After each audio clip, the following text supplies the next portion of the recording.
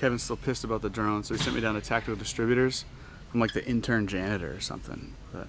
So I'm in the warehouse. It's pretty cool though. They got like hundreds of brands of stuff. They got like Altama, Sitka gear, got everything. Like check some of this stuff out. I was looking through earlier. They got like Faro Concepts, little mag holders, you know.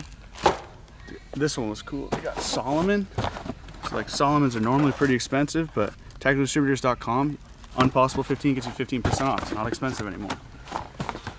This one they got MTHD. It's like their in-house thing. It's super cool. It's kind of like Patagonia. It's just like it's a new thing. Jay, it's really cool. Come on, man. I told you.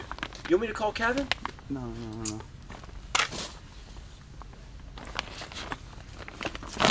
Check it out. It's a cool bipod too. It is cool. What's cool about it? Did that just happen? Yeah. That fucking mask. Yeah. It's like, drink more, bitches.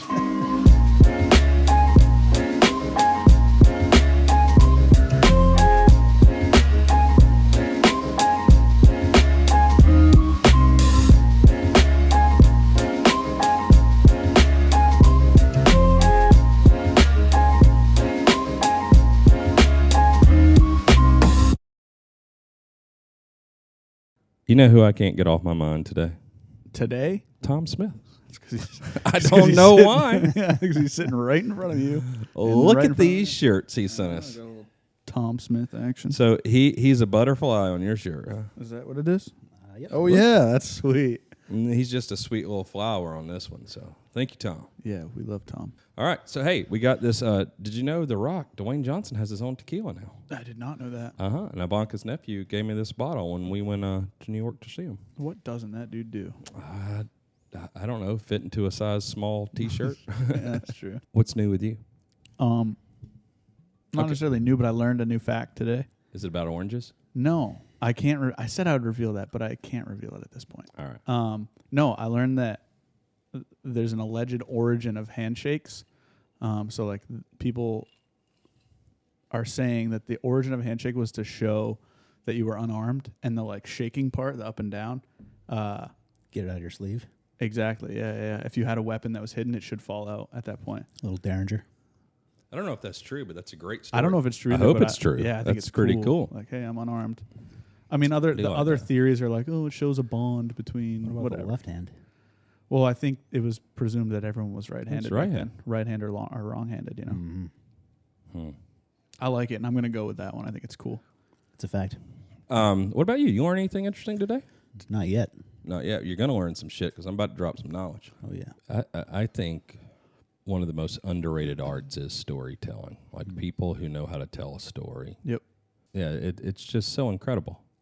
Like, I mean, you know, I guess it happens in like songs with Hours North or whatever on TV, but someone that can just sit down and tell a fascinating story. Yeah, That's was a wonderful thing. That was a point that I thought was really cool that Jason Vincent made from Field Ethos, where he was saying like, if someone, a lot of people have cool stories, but they don't know how to tell it, and so by going through Field Ethos, they'll hook them up with an editor and be able to present that cool. Everyone knows it's a cool story, but they'll help you get it out to people. It is. That's a great idea because there's so many wonderful hunting stories because it's so unpredictable, and it just hunting. You know, oftentimes just encompasses all these very exciting, novel things, you know, like you get like extreme anxiety and adrenaline and something dies very often and you never have the same experience twice and you get to shoot a gun or a bow or whatever the situation is. I mean, some of the greatest stories like I've ever read, it's about like Roosevelt or Hemingway, you know, and their hunts, you know, and even Hemingway, like, you know, his plane crashes trying to go from one place to another to hunt and just all these exciting things. And just about everyone I know that's hunted for a decade, they have some incredible stories. You know, I've told some with friends of mine hunting in Alaska and have a bear encounter and the bear gets within 10 yards and just turns around and leaves. And he had his, you know, his 270 rifle is what he had because he was hunting like blacktail. And then he goes to fire the gun. It was chambered and everything. Like just after that happened, and it wouldn't fire. Yeah, there was a Adam Greentree, the bow hunter. Encounter with the 1911. Yeah, and it was out of battery. And Yeah. he filmed the whole thing and didn't realize it. So all these people are watching these like Instagram stories that he's posting after the fact, and this bear is like mock charging him, and he's pointing a 1911 at it, and it's out of battery. And so like everyone can see it, and he had no idea. So it's just that stuff is so crazy. Yeah. There should be more exposure on it because he went. It was like 28 days. He went from Colorado into Utah, I believe. He hiked it all himself. He was by himself, but he was finding. He has grizzly bears. Photos and footage of grizzly bears in Colorado, and for however long Colorado's made a statement being like there are no grizzly bears here or whatever, and I think he brought it forward and was like, hey look, no, I got some on footage, and they're like, no you didn't, you're not in Colorado. And I don't know why that is, but it's weird. I don't know why states. It's like New Hampshire with mountain lions. Georgia's the same way with because there's panthers in North Carolina and in Florida, and we try to say there's none in Georgia. Yeah. Like that's what's between the two states. Yeah. Yeah, I had an encounter with a cougar in Georgia, and my father, when he grew up in South Georgia, his grandparents had a farm, and he saw one that his grandfather had killed there. Yeah, there's so many great stories. You know what I think though? The more I get into hunting and deal with more of the companies, it's worse than the gun industry, because everyone that hunts thinks, number one, they're scared of the politics and the optics of hunting. So they want to control it the way their PR people think that it should be presented to be the most acceptable. And then everybody has their own morality about it. Like, you can only do this when you hunt, or you can't hunt high fence, or you have to eat everything you kill. And I think there's more like just bullshit with the hunting community as far as the companies go than even in our industry. I definitely It's think disappointing.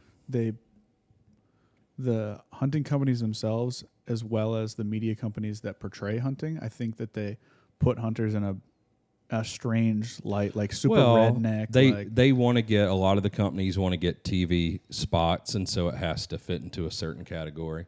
It is interesting where Jason talked about where Field Ethos, is a media company and they own some shows and stuff, but just being unapologetic about hunting. Yeah.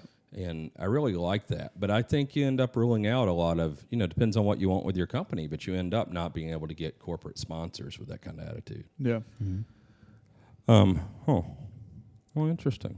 So you shot an animal recently? I did. The derpiest goat in Texas. Yeah. And I think it was related to Satan or something because it unleashed a curse on all of us. Did it? Yeah,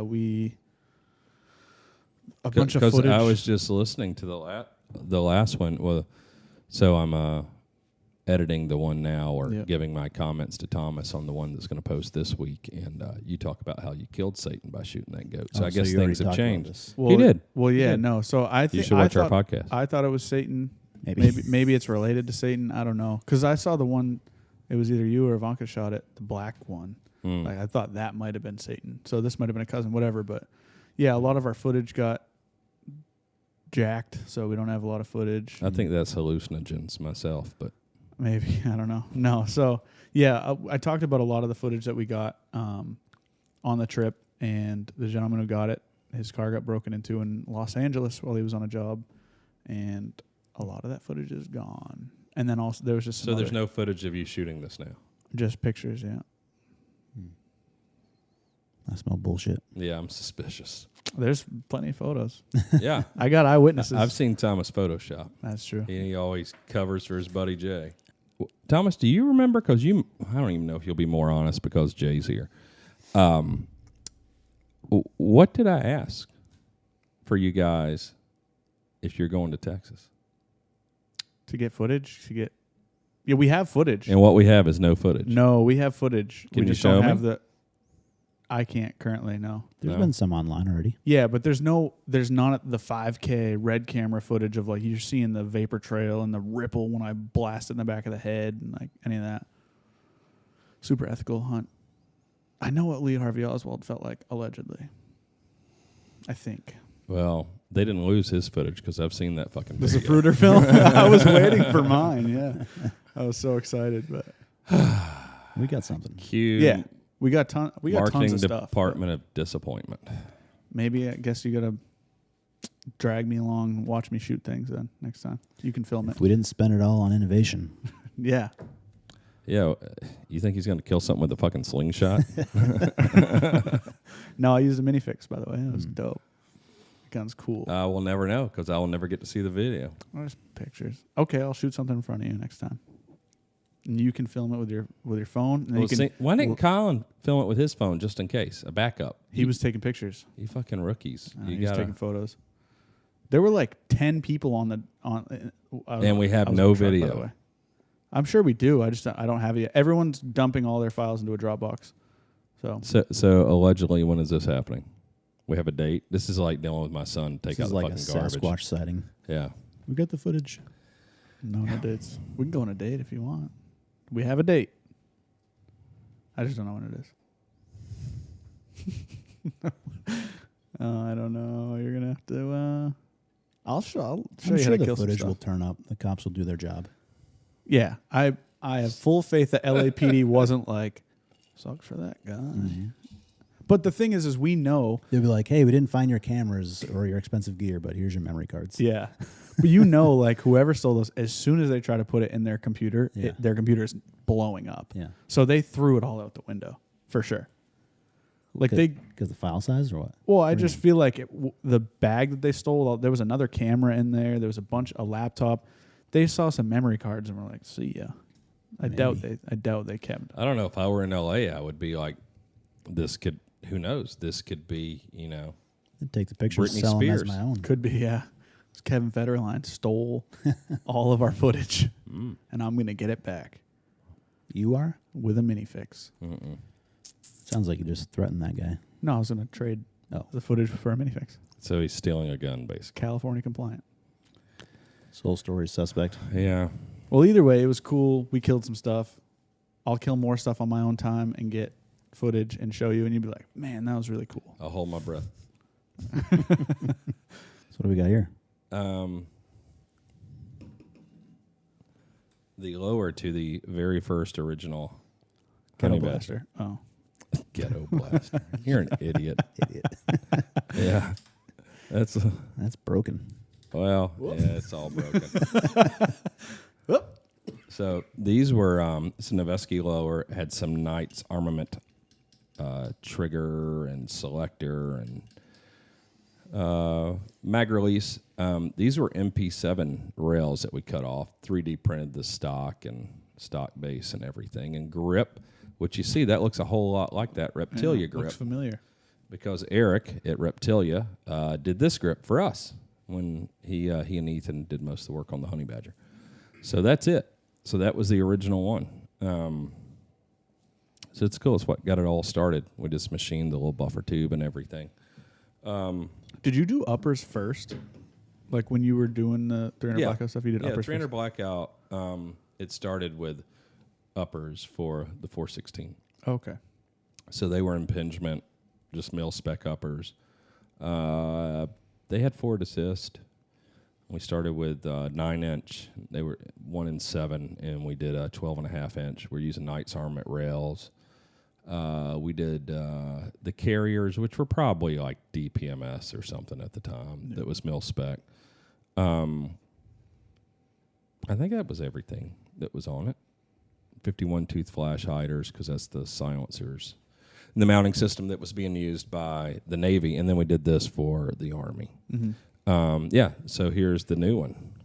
So this is finally sort of out. So what happened? They came, it's two position too, isn't it? So this is the Honey Badger stock for the standard AR. Yeah, Honey Badger style for AR M4 platforms. That's a this, brace. Yeah, this is the Or a brace, brace, and then we're whatever, doing a yeah. stock version. Do both. So what are all the differences with this one here? Compared to the Honey Badger? Yeah. So the rods sit lower on the receiver so they can clear the kind of round part of the receiver for the buffer tube. So it's a little bit lower, so it will cover your rear takedown pin. The Honey Badger sits higher and the receiver's cut to accommodate it. It's a little bit thinner Yeah. profile. Well, this is one thing where the Honey Badger, where we were trying to do something where it was integrated and you wouldn't have to do that. It's in the stock to Right. take the gun down. And Right. It's a little bit longer, so you get a bit of a If it were a stock, it'd have a better cheek rest there. It's got a longer buffer tube compared to the honey badger because it doesn't use the guide rod that the honey badger uses. Yep. It just uses a short buffer. So this is able to shotgun open like a normal AR. Right. Yeah. Yeah. So maybe with this one we can show. If I can get it over this D10. So very short buffer. That will fall on the table. So with this one, yeah, it opens this way. Yeah. Exactly. Like so for your regular ARs. And does it use the standard castle nut? It uses a castle nut on the back, and that's what retains the housing on the tube. The housing itself acts as your end plate to keep your detent spring This is in. surprisingly easy to install. So easy. Well, is that a standard castle nut on the back, or do we do it different? Oh, it is Standard Oh, castle great. nut. Yeah. Does come with the tool because you can't get a castle nut wrench on Oh, yeah. So it comes with the tool, comes with the tool. spring, the buffer, whether you want 223 or 9 mil, and the brace or stock and assembly. Mm-hmm. Yeah, and this is the rifle buffer, or 5.56, I should say, caliber buffer. It's 3 ounces. I don't know what the 9mm one weighs. I forget. More. Yeah, but yeah, you get the same amount of stroke as you would a standard AR. Just Love that. yeah. And you get the Short overmolded. stroke. That was my nickname in high school. You get the In high school. That's yeah. the funny part. currently, yeah. You get the overmolded QD cup. That's like the newer design. Yeah, I mean that's on the Honey Badger now too. The new Right. Housing. It's just easier to source. It's more consistent in manufacturing. All right. So they dropped these and they sold out. And Yeah, they're on SB Tactical's hours. website. As far as I know, they sold out. They have more on the way. Gray is coming very soon. So gray is, the honey badger. Gray will be for the cloners. Yeah. Or if you don't have a black gun. Yeah, that too. The black's nice, but I don't know. I just don't like black all that much anymore with guns. Well, you can paint it. That's true. So the gray one's coming. I did order one because I wanted to see SB Tactical's, how they shipped them and boxed them and all that. So I have it here. I should have brought it down to put it on the podcast. And they sent me a nice letter on the invoice. I saw that. You saw that? It just said, like, good job on the cross or something. Yeah, like that. yeah. Yeah, so fuck SB Tactical. So they sold out. They're supposed to be getting more. So they're just going to keep doing them. So they'll do the brace. We'll do the stocks. So we're, like everything else, behind on the stocks. Yeah, we're a few weeks out.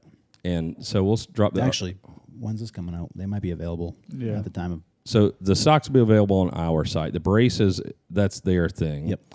And are we coming out in just black, or are we doing both colors? Black and gray. Yeah, nice. That's gonna be cool. Nice. Yeah. Yeah, and I think we're probably just going to do 5.56 buffers, and then you can buy the 9mm buffer and spring if you need it.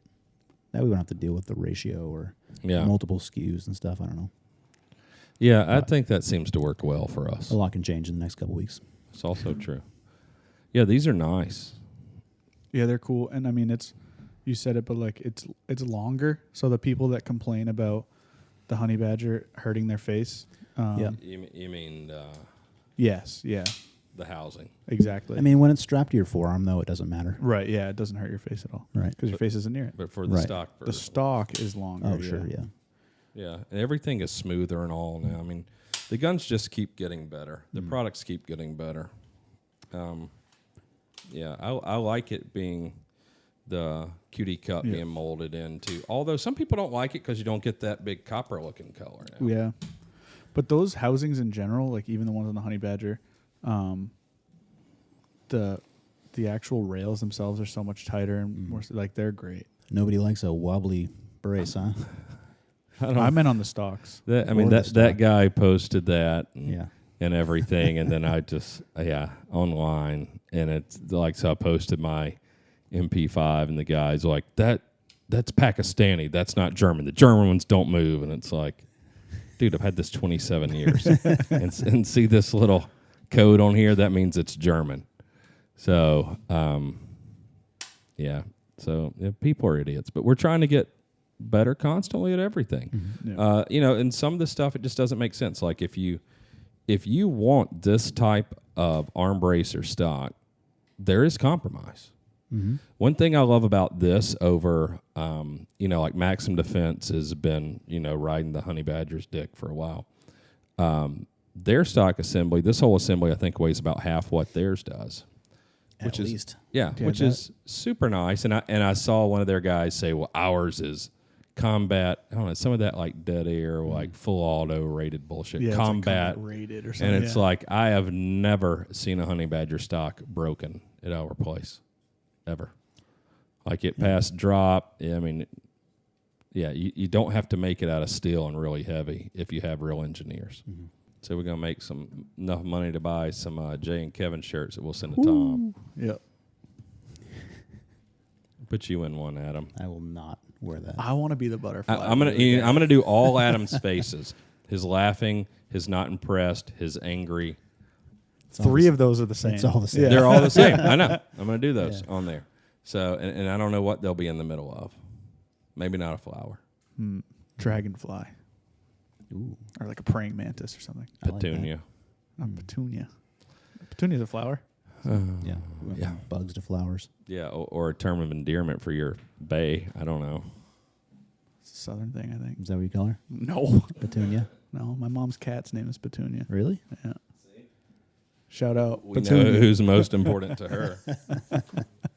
She named you Jay. Yeah, and named her cat Petunia. She named you a letter. Yep. Shout out. EOTech Voodoo podcast. I want to say that I learned more on that podcast than I learned a ton on.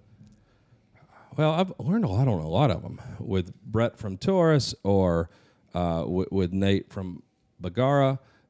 Definitely Chris Barrett, which was surprising to me because I've known him for so long. And then John Clements, like I learned a lot, but I think I learned more on the EOTech podcast than any podcast, really. That was awesome. And I'm so excited. And they gave me that gray one that I put on my honey badger.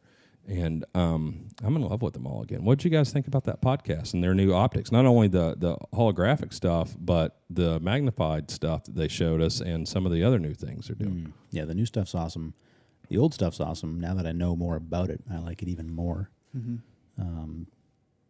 Yeah, they explain it in a way that I understood it, and I appreciate that. Yeah, me too. Like the idea of lasers, and they gave me that magnifier, and I used it in conjunction with what's the site that they gave me?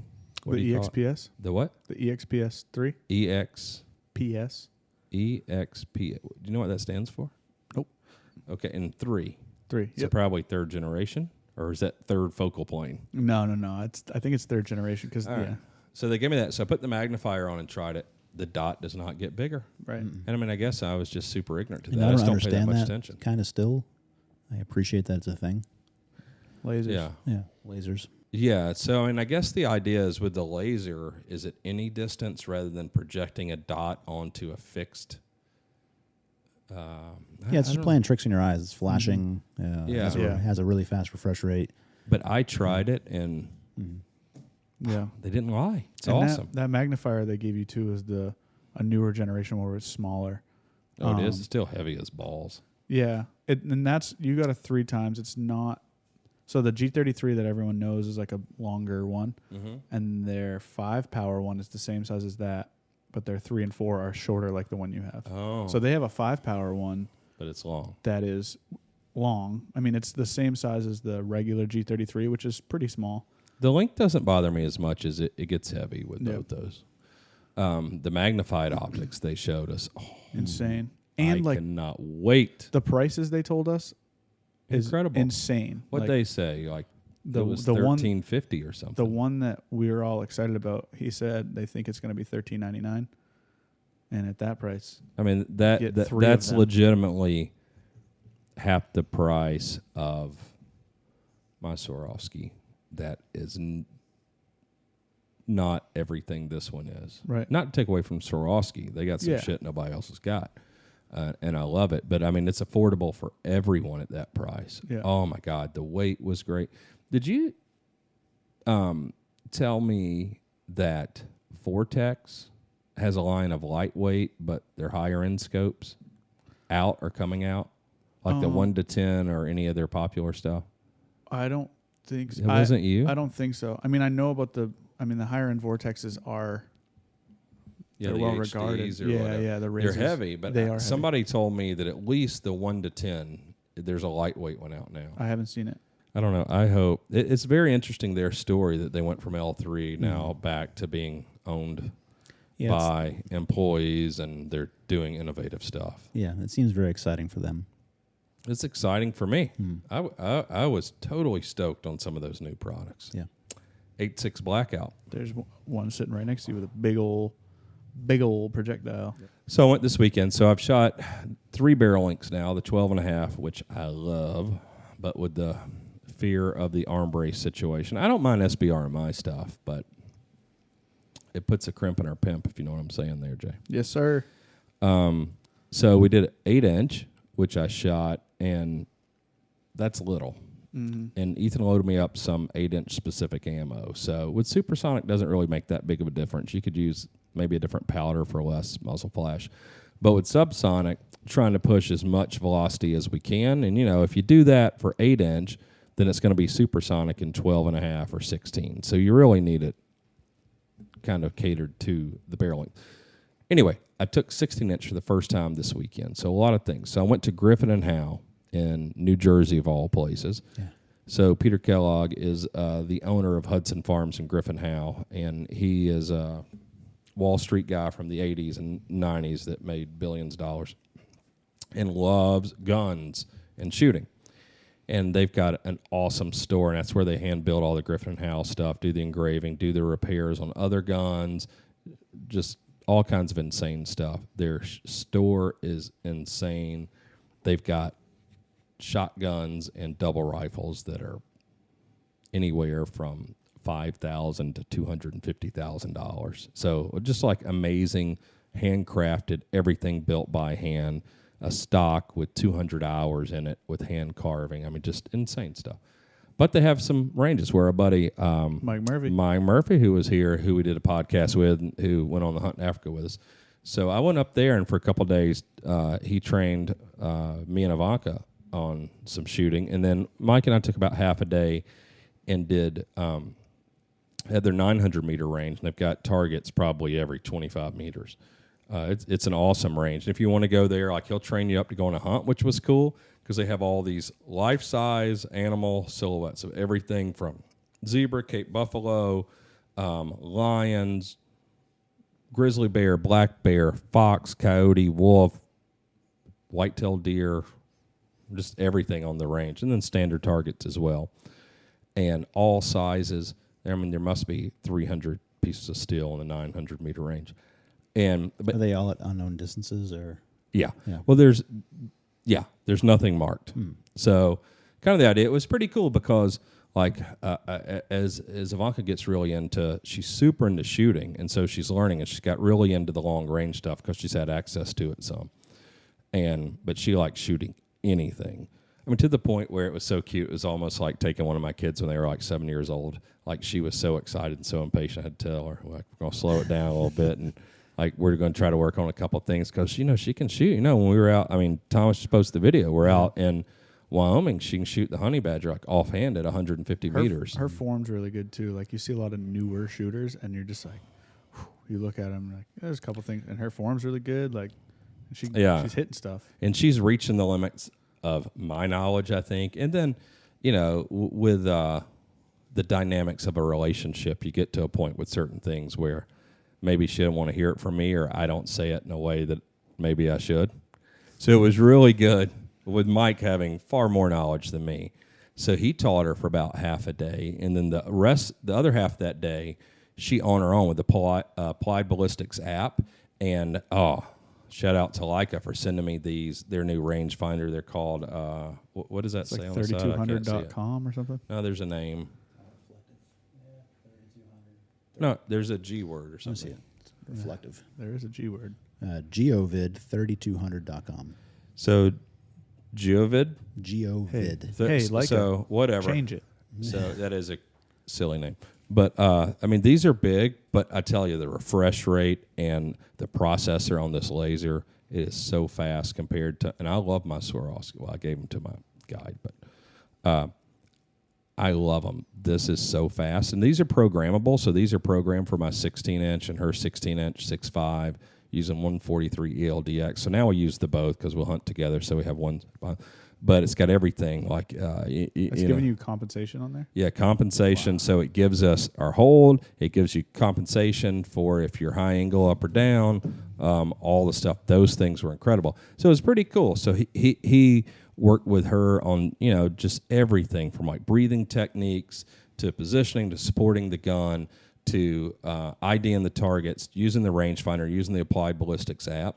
And she was able to plug all her own stuff in, use the app. And we put her on the other end of the range. It was just the three of us. She got the other end and for hours sat down there herself, like ranging targets. I wanted her to be able to do it on her own for when we go hunt. We spend time in Africa and stuff, and do it on her own. And she went from 100 to 900 and probably shot 40 shots. She missed one shot at 900 her first shot. Wow. And it was incredible. Yeah. So more importantly, back to us.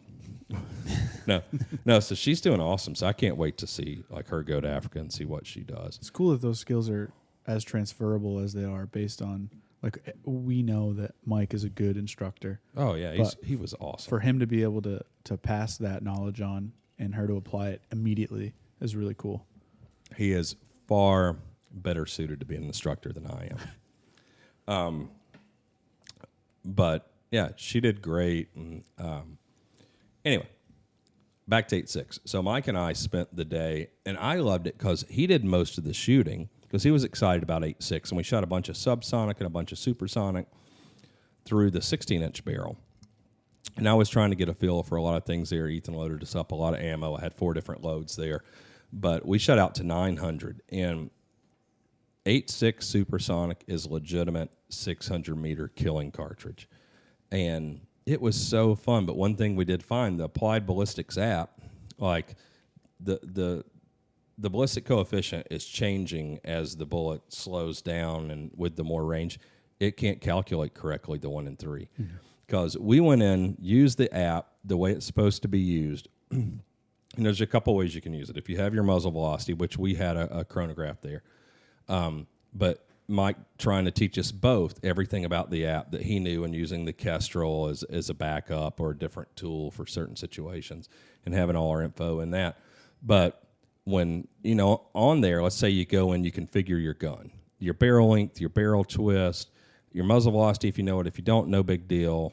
All the stuff, and you go in the menu to select your ammo. And, of course, I hunt with the Hornady 143 ELDX. Shout out to Hornady. And it's in there, select it, and it gives you your dope. Like you get 100 meter zero, gives you your dope. If you don't have a chronograph, a way that you confirm it is it'll tell you like 2 distances to shoot at. Fruit fly. And it's a like basically a ballistic correction. And it'll say, okay, at 500 meters, this is your dope. Shoot that and see what it actually is. And so we'd do it. He did it with Ivanka, did it with me. We would get it, and it would adjust. Maybe it's just like 0.2 of a mil, but you adjust, and then it recalculates everything else. And that app is so great, just like the Kestrel. If you allow it to use your location, it uses current temperature, pressure, everything, and it constantly will redo your table every time you update it. That's cool. Yeah, so that's pretty cool. And that talks back to your binos? Or? Well, this would have to work with an app or plug it in to be able to do it. Yeah. So I don't know. I assume these are Bluetooth. They did it all for me, so I haven't even tried it yet. Okay. I just have been using it. But the Applied Ballistics app was great. But what we found, so before I go off on too many tangents, the 1 and 3 twist, it's all theory because they've never really done it. Like Brian Witt's a brilliant guy, obviously. But the ballistic coefficient is changing as the bullet is going, and you have like, I don't know what you call that, like not bullet decay, but the bullet's slowing down, it's spinning slower, and it can't calculate that with 1 and 3, or it's not been programmed to. So with 6.5 at 900 meters, mine was 0.2 of a mil. I had to make an adjustment at 900. It was that good all the way out. So I could have killed any animal just by plugging in, getting 100 meter zero, plugging in my stuff. I could have killed anything at 900. With 8.6 because of the fast twist, and it allows you to enter 1 and 3. It just doesn't calculate it correctly. So at like 500 meters, it said, whatever it said, I don't even remember, 5 mils, and we were actually like 4 mils or 3.8. So it was, so we got some work to do on that. But what was good to see, supersonic, Mike shot an incredible 100-meter group with it.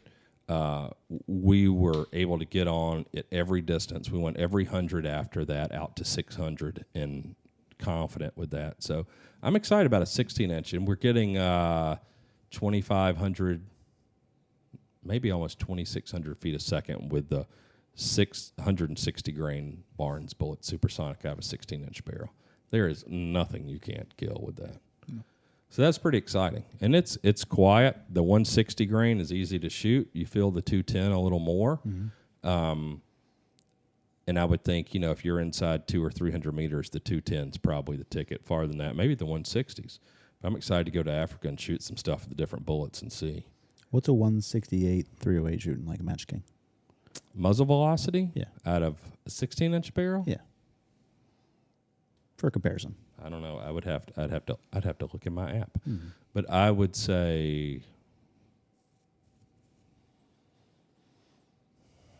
I don't know. It's not too different. It's within 100 feet a second, I would say. Cool. Because 16-inch 308 goes subsonic at probably 800 meters or something. So I don't know. We could look up the muzzle velocity, but the BC is not as good. Right. You were talking about energy on target too at 1,000, correct? Right. Oh my God. Well, with the 210 or even with the subsonic, it was fun just shooting still at 100 meters with the 338 supersonic. Smash it. Oh my Lord, it was fun. I broke in our demo that we were doing for some guys. I broke one of their like flipping targets where it's a silhouette with the center and you shoot it. So my first shot broke that off. I was like, "You sure we can shoot it this close?" It's probably like 50 yards, whatever. They're like, "Yeah, they're fine. We shoot rifles all the time." Bam, first shot, broke it. I was like, "Oh." This says 308 175 grain Sierra Match King is 2,600 feet per second. Okay. I don't know what barrel length that is. Oh. But well, probably not 16-inch if it's on a box. Right. It's probably longer, right? I mean, I never see on a box of ammo where it says 308 16-inch. Yeah. 24 to 2,500. That was my guess. Because I'm thinking, not that it correlates at all, but my 6.5 shoots like 2,700. Well, here I have. Thing's ripping though. I know. So I was thinking, a heavier bullet, slower is probably like 24, 2,500, maybe. Slower twist too. I don't know. Right. That changes it. That was my guess. 24.65. The twist doesn't change the muzzle velocity. No. So my 24-inch is going 27.69 with 175 grain. That's a 24-inch Right. barrel. Yeah. Right. So yeah, I would believe 2,600 is probably right. Yeah. Yeah. Fuck me. No. Don't want No. to. That's a hard no. No, that's a soft no. Totally a soft no. That's true. Yeah. Anyway, dude, maybe this is my next sir. one. Oh, yeah. So Griffin and Howe. Yeah. Griffin and Howe. So I knew very little about them. I saw just Griffin when you flipped it over. I'm like, here we go. The fuck's that eye roll all about? God damn. Are they still in business? I don't know. I haven't seen anything about Griffin them. Armament? I haven't seen anything Yeah. about them in forever. We're going to see them at NRA show. You want me to say hi to them? So I'll fucking say hello to them upside the back of their stupid heads. They're, God, they're so lame. They make me actually want to be out of the silencer business. Like if I have to be associated with them or in the same, hopefully we're never mentioned in the same category. Like they're gross. So Griffin and Howe. Griffin and Howe. What an experience. Abercrombie and Fitch. So Mike Murphy, salt of the earth, quality person, instructor. I had the best time. Their facility is bananas. I mean, you can imagine if you had $20 billion and you built a playground for your buddies. That's pretty much what it was like. But the range facility was great. And go get a lesson with Mike. I don't even think it's that expensive. It's like $200 an hour. $200 an hour, which is expensive, but what you will get for $400 of 2 hours, what you will learn from him, oh my God, I recommend anybody go. You can take your woman. even if she's prissy and wears heels and doesn't want to shoot. For an additional $200 an hour? No. No. She just goes with you. But the facilities, the bar, they have a chef, not like a chef like, I'm y'all chef, y'all come in the morning, I cook you, bacon and eggs. They got Boyardee himself. Boy, they have Boyardee's grandson there.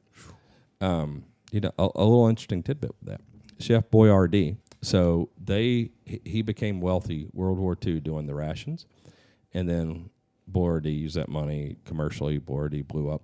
So his grandson lived in Atlanta, and I knew him, and was on Double Bubble, the candy company. Really? Yeah, there you go. There's your tidbit. Awesome. Yeah. I told you I was going to learn something. Yeah. So that was their name too, Boyardee. That really was. It wasn't his name because he's Right, like on yeah. the mother's side or whatever. But yeah. So Griffin and Howe. yeah, Griffin and Howe. So we're there, but it's along the same lines. Bunch of rich people. So we go there, and he just loved like Griffin and Howe and didn't want it to go away, and he bought it like 25 years ago. And I'm going to butcher this story, but it's the way I understand it, and it's kept it going. And they have.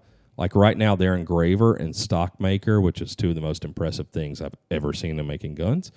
So I got to stay on the grounds, got to shoot in the range, got to see their gun store. Incredible. I've never seen that many Purdy guns, and that's not like me being Southern saying pretty. That's like the name of a really high-end English maker.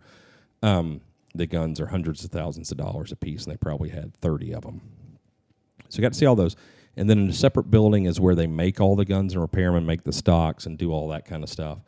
And I say repair, not because like their guns break a lot, but guns that are 70 years old. That's maybe some double rifle your rich grandpa had, and the stock's cracked, and you send it to them. They'll make you a new stock and stuff. Yeah, and Mike was saying like dings and stuff in your stock, they can steam them out, and it'll look like it was never there. Yeah, which seems stupid, but if you have a gun that's worth 150 grand, I guess that's the stuff you do. Yeah. But I got to meet these are two brothers. One does the engraving, one does the stock making, and they're third generation making like high-end English double rifles and stuff. And so they're in their 30s, but the engraving was awesome. Like he was in, when I was there, the one brother was engraving two slides for staccato. So whoever their rich dude that just funded, he's another like money guy. Like I guess, what was the old company named? STI. He bought them or whatever, and he owns it, and he's having a couple of slides engraved that were incredible. And then I got to talk to the brother who makes all the stocks and learn. I mean, he'll have 200 hours in some stocks, and it seems crazy. There are stocks on some of those guns that are $40,000. Right. Like, it doesn't even make sense. But the wood is just like not all their guns are that expensive. Right. Like the current Griffin Howe guns you buy, they're bolt guns. They have 3, and they go from like $5,000 to $15,000. But you can add engraving and do all this cool stuff. They'll take the piece of wood, they lay it on the counter, like Mike said, they wet them down so you can see all the grain and stuff in the wood. And I think they use like Turkish walnut. And Yeah, he was some saying there's a few selections of woods that they can use. yes, maybe a French walnut. I don't know. But it was incredible, and I can't wait. So we're going to go back in probably a month from this podcast airing and get tuned up last minute before we go to Africa and stay for a few days. And I want Thomas to go with us and do like video kind of documentary of us going to Africa and this being the part leading up to, but also just a documentary on Griffin Howe. Like, I'm pretty jaded when it comes to guns, but they are so polar opposite of what we do that it's fascinating, like seeing what they do and just praying that they survive, as the company goes on. And, is it just old rich white guys that buy these guns? How can they transition to like a newer generation? But I want that to continue, that degree of craftsmanship and all. I don't want it all to be made in other countries. Are you going to do one of your 1903s? Yeah, so I'm going to take... So I was looking at all of it, and it's... What I want is basically like Hemingway's gun. And I'm trying to get them to take like the gun that Hemingway used the most when he was in Africa and recreate that gun the way it was and make like 50 of them and sell them. And I want one of those. But I'm not sure they're going to do it, so I'm going to take one of my 03 Springfields, and I'm going to have a gun built there. And I'm going to do like Hemingway's gun, I think, but I'm going to make a couple of changes to it. I want some engraving on mine. I don't think Hemingway had engraving on his. And a couple modifications, but overall an iron sight gun that's either 35 Wayland, because Wayland is the guy that introduced Griffin Howe and is kind of integral in starting the company, and that's a great like big animal killing cartridge. Or do 30-06. Such a cool thing that they do that still, because like what a cool rifle too. Yeah. Cool rifle and you know it's probably one of all the current guns, like whether it's my buddy Jared at American Precision Arms or you name them. There's probably 50 custom gun builders that are incredible in this country, but it's a modern gun. But they still do the gun they were doing 100 years ago. I want that. Yeah. Because, that's just not something, that's a piece of history you can't get anywhere. They built guns for, like Mike was saying, Cary Grant, Dwight Eisenhower, Hemingway, you name it. Like, your name will be in the book, too. I know my name. I'll get to put my name in the book. That's true. Yeah. Right next to Hemingway. Right next to Hemingway. I tell you, people think New Jersey, you think of Jersey Shore. Mm. Yeah, but like the highest populations, or the highest population of wild horses is in New Jersey. Do you know that? Of wild Hell horses? no. In the U.S., New Jersey. I don't even believe it. Thomas just freaked out. I'm going to look it up. He's twitching. He needs a vape. I swear your pants have gotten tighter. I took a video earlier of his pants. Huh? What? No. Well, you're getting bigger, or you swapped them out with your ladies' pants. I completely made that up. Holy shit. Jesus, that sounds made up. Yeah. Someone I told me wasn't that. gonna say it. Like Someone I'll told me listen that. to I'll listen to some Jay bullshit. Oh, I wasn't having boy. that. 7 more rows. Thomas, Is it even I'm going on to solve almost? this tight pants So, situation. Anyway, this is Griffin Howe is very near Pennsylvania, northwest, about as northwestern as you can get in New Jersey. This is about 4.5 hours from us. It is so beautiful there. That land reminds me so much of my farm in Georgia. It's the same set of mountains, essentially. But it's rock and mountainous and just the most beautiful land. Oh, my God, that place is cool. So if you want to go somewhere for a few days, do some shooting, see some awesome stuff, Griffin House, shout out to them. They got to do a better job of marketing that place. That's all I kept telling people. Yeah. People that work there, the CO and stuff, that asked me what I thought. I was like, you motherfuckers need to learn how to market because this is incredible. I would have been here like 7 years ago had I known. Mike did say that the people don't think that the gun store is open to the public because of where it's located. Yeah, they're not allowed to have a sign because of the town and Right. stuff. It's a weird situation. Also, there's 82,000 wild horses in New Jersey, so there are at least some there, but it's not the highest population. I don't believe that. Mustangs in New Jersey, look it up. Is that a real thing? 82,000, and then there's 45,000 in cars. captivity. Yeah, it's probably cars. The Ford Mustangs in New Jersey. No, yeah, it said 82,000 wild horses and burros, and 45,000 in government holding pens, which sounds a little fucked I up. didn't know horses burrow. Yeah, right into the ground. Jeez. I saw a bunch when I was in Nevada. I think that means like donkey.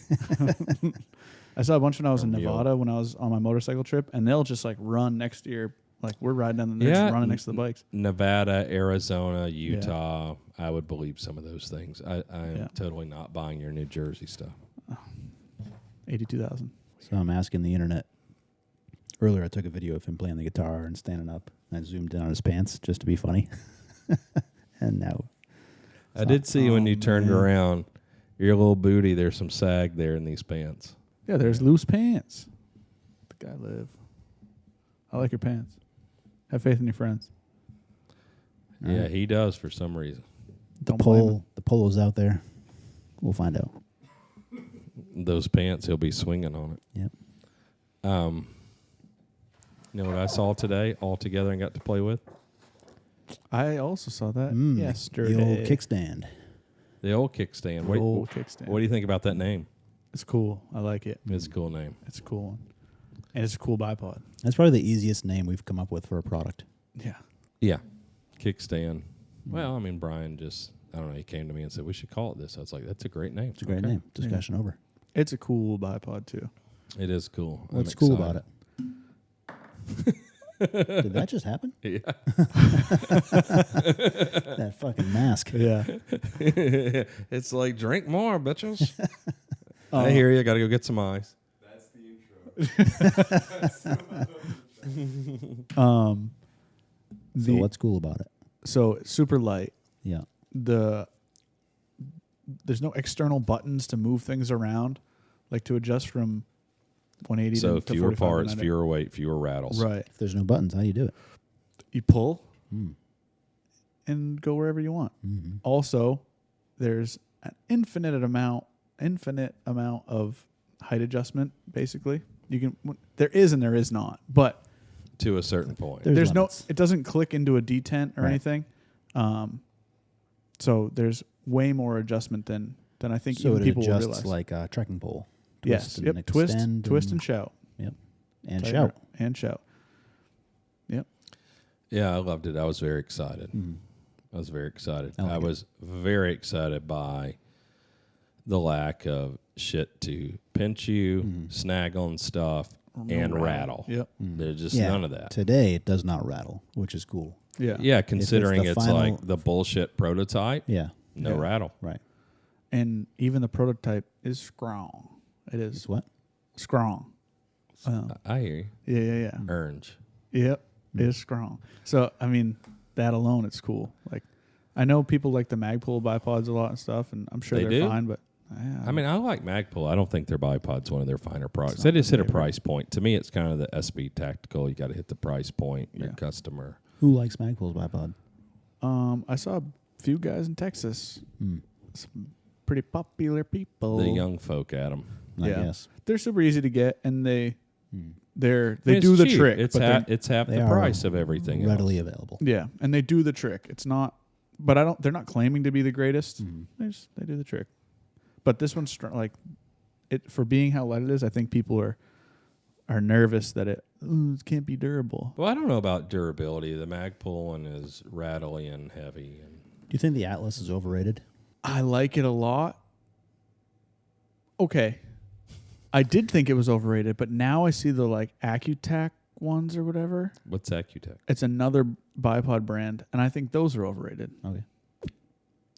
But yeah, I think Atlas is overrated. I think it's a good bipod. I like them, but there's some issues with them. They do rattle. They're heavier than you would expect. Yeah.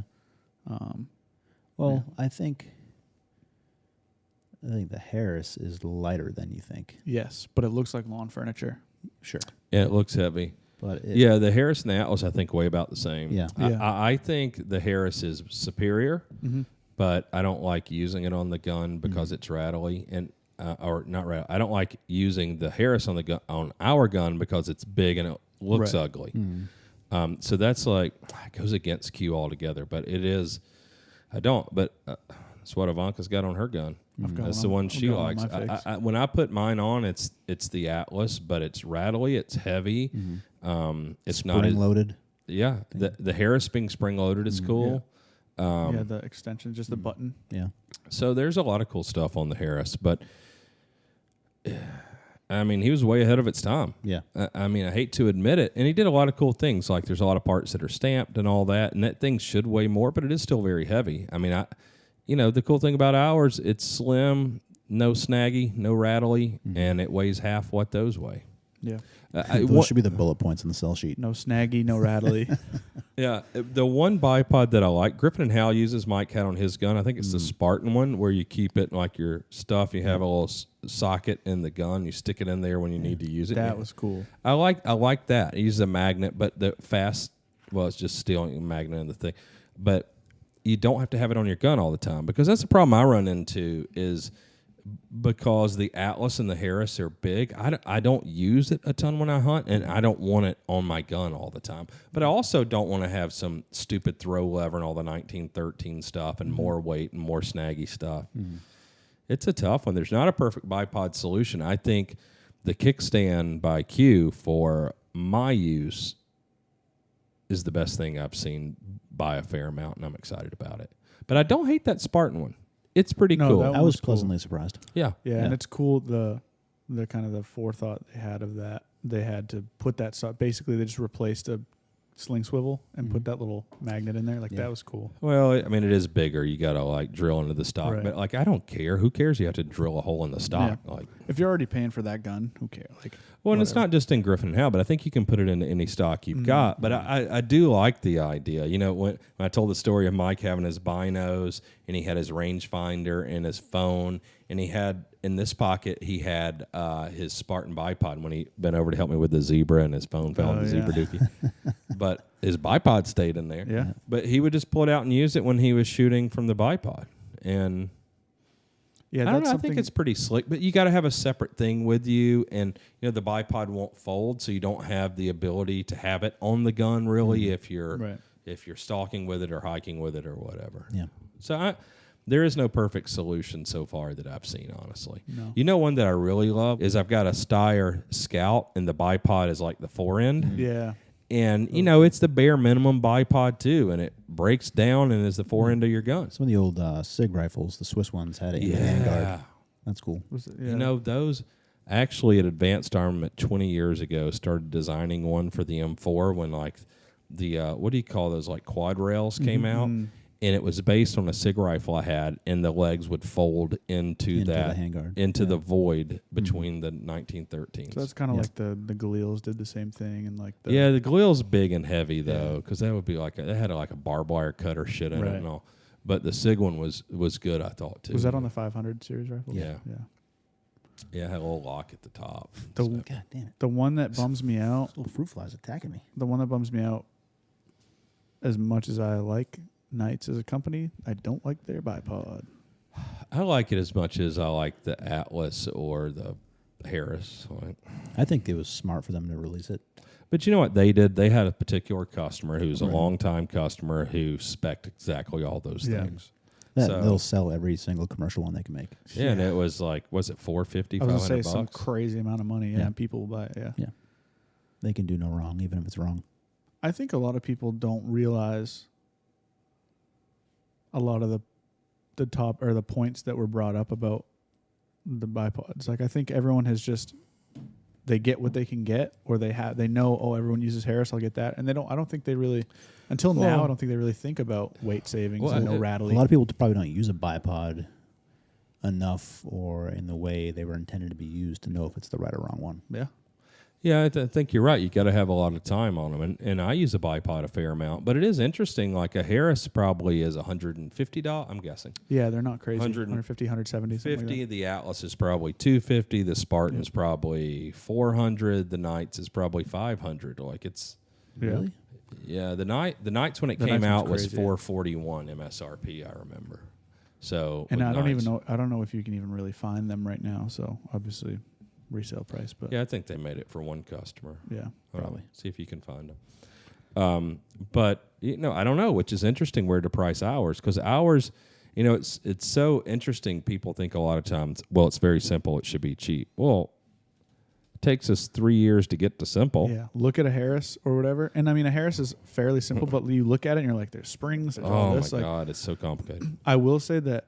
The Harris is so... The one thing I didn't look at with ours, and I know it's only a prototype, but with an Atlas, once you click it into one of your positions, there's still a little rattle, and you can feel it when you load load your bipod. You're right. Like the Harris is rock solid. When you load it, it is...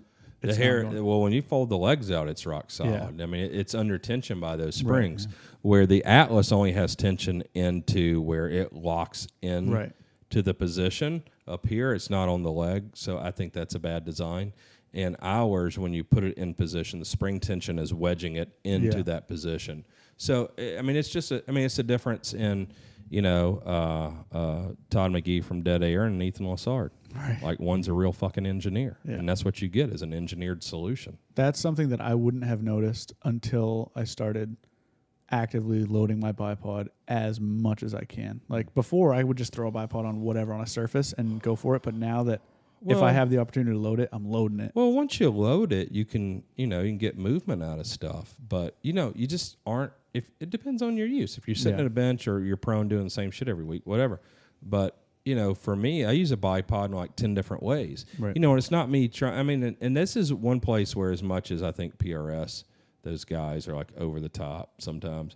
One thing it will teach you is different, like unorthodox shooting positions. Yeah. And I see that happen a lot with my hunting. Like, I don't always get to load my bipod, but I need a front support. Yeah. I mean, it's just, and it's never the way you want to shoot, and it's not the way people train you. It's just, that's not hunting. Like, you know, I mean, you can wait for those shots, but it's just not how I use it. And that's where I want, and we had the talk today about one part of the bipod, which Nick, one of the engineers, does not like. Mm-hmm.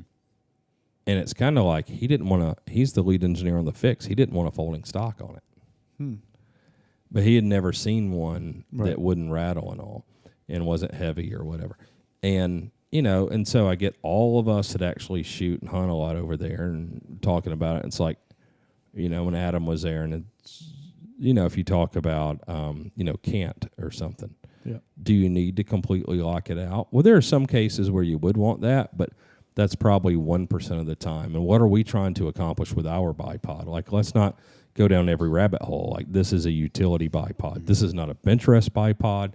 This is not for your Barrett 50. This is, you know, the lightest, best, simplest thing that we can make to fit into this and for these uses, and that's where we're going to stay. Yeah. What'd you see with the Knights bipod? How much that thing costs? It's in stock right now at TNT Gear for $440. Retail. Was it $1 off? Or MSRP, whatever. Yeah, Good for them. Yeah. it's expensive. Yeah, it is. It is. You know, one thing I like about it, which it adds weight and complexity and rattly, is, the push button, pull it off the rail. Yeah. You know, that's pretty nice. And you see, I mean, we don't necessarily have that need, but like all the PRS guys use the like Arca Swiss rails and stuff so they can slide them back and forth. That's cool. Yeah. I mean, that's like an Atlas thing. I don't know about whatever about. I mean, PRS guys make fun of them all you want, but I mean, that's a sport. And so they do all these things to get that little bit of advantage, and it makes them look goofy. But I could say if that's the thing you're doing, but my problem is not because they do it for that, but when they say it needs to be, your gun needs to be this way for this application. Right. Like, no, it doesn't. Like, if you tell me that your gun's okay with weighing 20 pounds and you want these features, we wouldn't design the fix. Right. Yeah, I watched a video. I want to say the guy was British maybe, but he was reviewing the fix, and he's a PRS guy, and he was basically saying, like, why would you make a bolt gun with AR ergonomics? Why is it so light? Why would you want that? And it's like, oh yeah, he said that he thought the gun was pointless. right, yeah. Yeah, well, you live in England, you can't own a bunch of guns, and all you do is shoot a competition, so there you go. Yeah. And you have a queen, idiot. Yeah, and I think the guy was trying to be controversial. Stupid. I mean, it depends. I mean, I think our products are for people that use guns, not people that want to shoot a competition, or it's not for a safe queen, you know. I said it today on Instagram, and we've talked about it on the podcast, but like, if go hunt with it, like go do any of its intended purposes, and you'll very quickly realize like it is the top in that intended purpose. And like you said, in Africa, all the PHs, all the guides there, as soon as they got a hold of it, they're like, well, we need these here. Like, it's undeniable. So people can try to deny it, but yeah, I don't even see a lot of that anymore, even with the honey badger. You know, like we will probably, because of me, or because we're doing very innovative things too, and outside of what other people are doing, you're always going to attract hate, you know, and it's okay. And the fact that we're not trying to connect with every single customer. If you shoot PRS, you probably don't have a lot of use for our products, and like, I'm okay with that. Mm-hmm. I mean, and I think PRS, any sporting or any shooting event that people are involved in, I love and support, just like hunting. But yeah, I don't really care about some Arca rail that slides. Like, I would love to be able to put my bipod at any moment on any part of my gun instantly.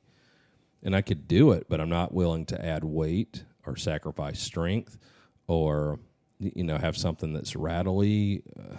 It's just I make a priority list for everything. You can have everything you want, but you're going to pay $1 million and it'll weigh 50 pounds. And so then you just start subtracting from that and get the thing you want. And everybody's exact needs different. And that's why I think of the fix as being like a utility rifle, because it can accomplish so many things. It's not a PRS gun, and it's never going to be that. You can shoot PRS with it, and there's some people who have done pretty well. But they would probably do well with any gun. But I think most uses, we've created some advantages, whether it's the short throw or it's the trigger, the full length rail, it's the lightweight, it's the AR ergonomics, it's the folding stock. I mean, there's just so many advantages. I mean, we'll get after probably this next year Q-Cert and really focus some on that and do a hand guard for the honey badger. And when people see Q-Cert compared to M-Lock, you know, and Magpul's done all kinds of great things. And M-Lock is possibly the best mounting solution out there right now, except for Q-Cert. But when people see that and get to use it, there's going to be no turning back. Like, people don't do Q-Cert because it's hard and it's expensive and no one else thought of doing it the way we did. I just took off a Magpul foregrip off a gun the other day with M-Lock, and I wanted to throw the gun out the window. Like, that's just taking it off. Putting it on's worse. Yeah, I know. Like, it's what we have right now, but yeah, Q-Cert is unbelievable. Sometimes I put it on and it's fantastic. I'm like, Sometimes it works easy, but it's not consistent. But with Q-Cert, you got the two screws. You can see them. You torque it down. It's all there is. Like, simple is good. Simple ends up with a strong, lighter product that you can use very easily without a ton of instruction. And, you know, I don't know whether it's, you know, we had a couple of weeks ago, we had Judson and Chad here. And Chad, I mean, you know, they're my redneck Georgia Mountain hillbilly friends that I love. I mean, Chad's my best friend in the world. And he is the most stubborn son of a bitch in the world. And he likes something, and he doesn't change until you force him or it's out of stock. You know, it's just the way he is. And we all know people like that. Generally, it's like our granddad or something. Yeah. But Chad, I finally convinced him, get him a fix. And he was so excited about us starting Q and then being up here for a couple years and being involved, you know. And he loves me, and he loves the company, he loves all you guys. And he got one of the very first guns, and he was like super touched by it and all. So then, no matter if he hated it, he was going to use it. And anytime now I say something about, like, in his safe, because he and I, like, in my apartment at his place, like, both of our gun safes are in there. And whenever he's got his open, he's getting his fix out. And I, like, say something about his old Remington 700 that he used for 20 years, you know, that he loved. The only gun he ever needed, never needed, no way. He wasn't going to use nothing else. It's great. It's the perfect thing. And I point to it, and he just laughs and tells me to shut up. He's like, I would never do that again. He's like, if you took this fix back and I had to buy one at double retail, I would do it. Yeah. And, you know, that's just a redneck that uses a gun every day. Right. He's like, you fold the stock, it's so lightweight, you know. I mean, just all the things. And, you know, it's just so cool to see, from that to going to South Africa to seeing the PHs, that their minds were blown just the same way. Yeah. You know, and everybody, you don't know till you're exposed to it. It's so weird that people even try to get on Q about that kind of stuff, where it's like, you don't see people, like, you don't see guys give Hammerly a bunch of crap. Like, The owner of Hammerly's not out calling people idiots. That's true. So. But it's like, you go look at, I mean, the Olympics are shooting the Olympics. Like, you go look at those guns, and they're very purpose-built. You understand what they are, and no one complains about it. But we do something, and everyone's like, oh, why would you do that? Yeah, Ivanka and I were watching the air rifle, like the gold medal round this morning, and the American kid, shout out to him, won the gold medal and beat 2 Chinese dudes. So you know he's got to be a fucking robot. And 10-meter air rifle, and seeing the guns, and Ivanka's like, what the hell is that? Yeah. You know, like different, and I'm telling her, because, you know, I spent some time at the AMU, and that's where all those guys come from. And I was like her when I first saw them, was fascinated by it, when I asked the shooters and the gunsmiths about the guns and what all the stuff is, and had no idea. Well, actually, one of our guys that started the company with us, his wife was shot air rifle in the Olympics.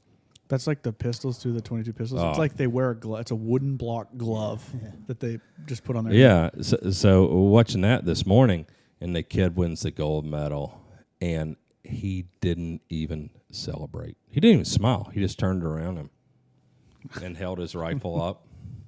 Boss. Yeah.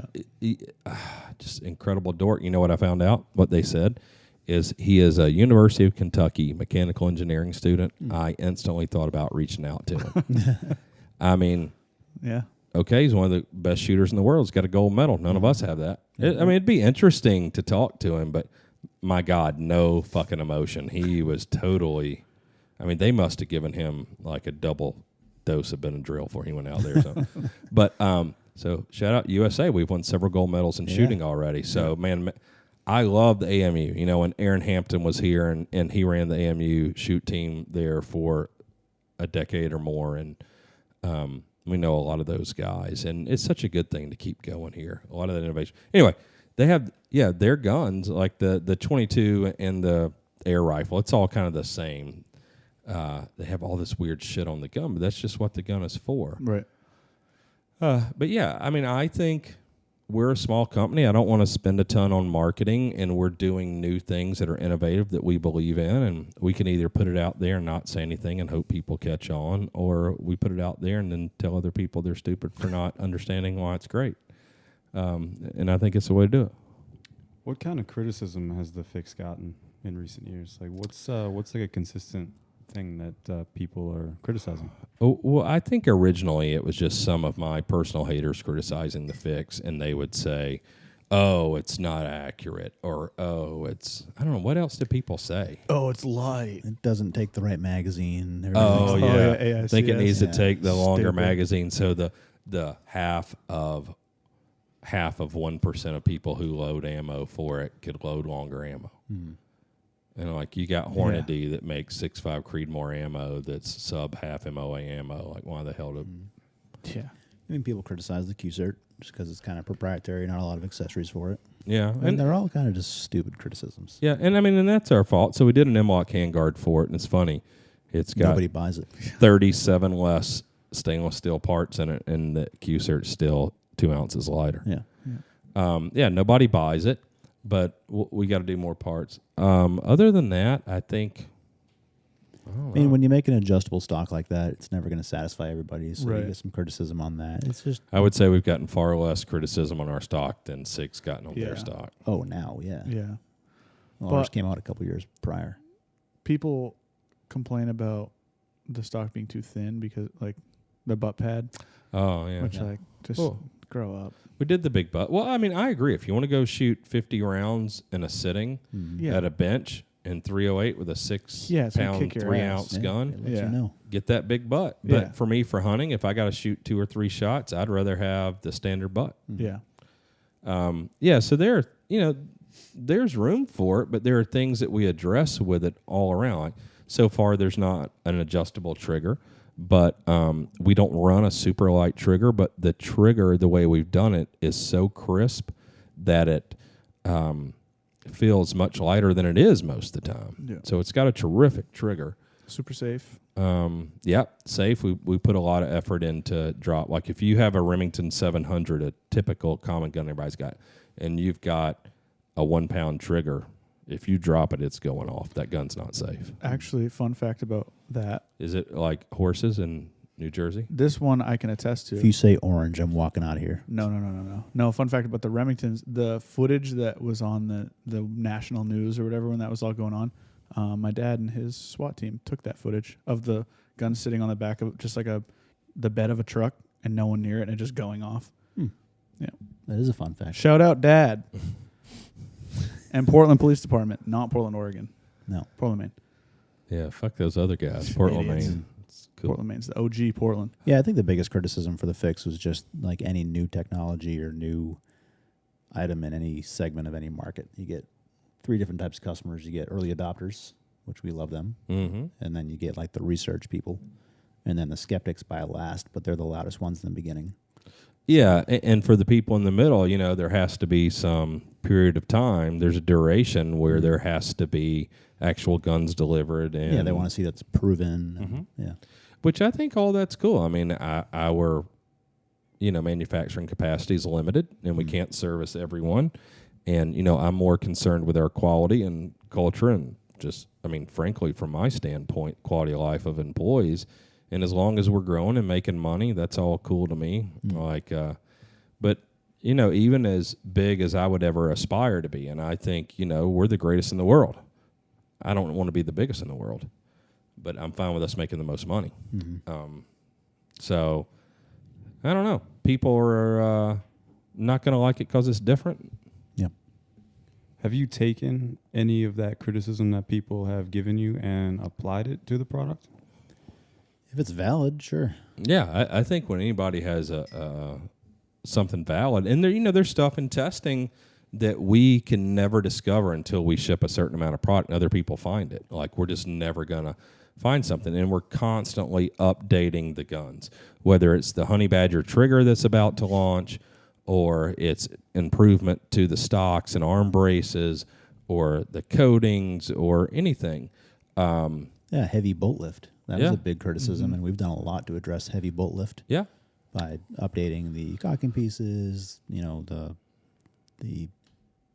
rear of the bolt face, the tapered bolt lugs, whatever you call it. Yeah, we the made bolt lugs. a lot of rolling changes. But and also with bolt lift, we did. And some people, they're so used to the big long bolt knobs and handles, and so we did a longer one of those, and that's cool. But like everything, there's going to be some compromise. If you want a super light gun, there's going to be more recoil. So you can shoot with a silencer or a really great muzzle brake. You can use the big butt, the larger butt pad that we made, and it's easy to add weight to the gun. Shit, you can bolt it to the handguard like they do in PRS to add weight, or you can put a big heavy barrel in the gun. But on a traditional Remington, it's real hard to take weight out. So, but I think it also comes down to, Thomas, a lot of it is education. When people don't understand when something's different, and if they'll listen to you and you have a scientific way or reason to explain it that makes sense, then that solves a lot of it. And sometimes it's new. I know when we wanted to do 300 Blackout commercially, everyone thought it was really stupid until they shot it. Yeah. So I don't know. I'm not new to this, and I don't care. Like, my job should be to help identify niches in the market where we can make a big improvement and know when something's a big enough improvement for it to be marketable, and hopefully combine that with seeing where the industry is going. So for me, it's like whatever. You talk about like a quarterback. He doesn't throw where the receiver is. He throws where he's going to be. And I think we're pretty good at that overall. And sometimes, it takes a minute for everybody to watch the ball to get there. And that's okay. That gives us time to grow production. Whatever.